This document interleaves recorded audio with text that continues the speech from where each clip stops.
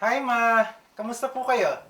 Eto, mabuti naman. Kumusta ka na, iho? Ay, okay lang naman po ako, Nanay.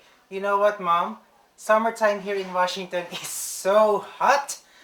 Pagod na pagod nga po ako eh. 6 na araw ba naman ako nagtrabaho ngayong linggo? Mag-iingat ka. Baka kayo magkasakit sa sobrang pagod mo. Opo, Nanay. Siya nga po pala. Nakuha niyo na po ba yung naipadala kong pera? Oo, nakuha ko na. Labis nga ako nag-alala nung makuha ko to eh. Ano po ba nangyari? Kasi nung madilim na nung lumabas ako ng Western Union, ngayon may mga batang sumusunod sa akin. Mabuti na lang may pulis na dumating. Ay, buti naman po eh naitawag niyo sa akin na maaga yan. O sige anak, magtatanong ako sa ating mga kapitbahay kung paano sila nakakatanggap ng pera galing sa abroad. Sige po, Nanay. Tatawag na lang po uli ako sa susunod na linggo. Mag-iingat po kayo dyan, ha? I love you. Bye-bye. Bye-bye.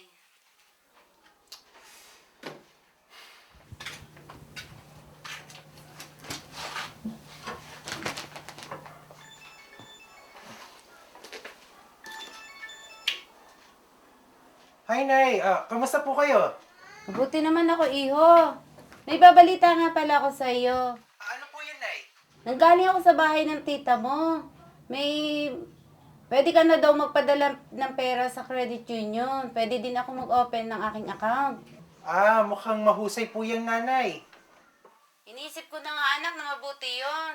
Pwede din akong mag-umpisa sa aking negosyo. So alam mo naman, gusto kong magkaroon ng sarili kong negosyo. Nay, hindi niyo naman po kailangang mag-ipon ng matibay. Lagi naman po ako nagpapadala ng extra sa inyo kada buwan.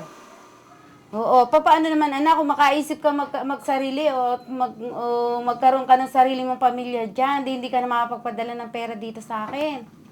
Tama po kayo dyan, Nay. Hindi po natin alam yung maaaring mangyari.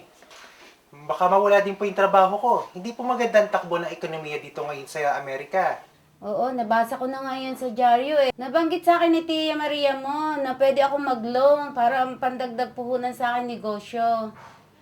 Ang husay po pala niyan, no? Sige po, Nay, sa susunod na buwan ay magpapadala na ako sa credit union. Basta po ipaalam niyo sa akin ang account number niyo. O sige anak, mag-ingat ka.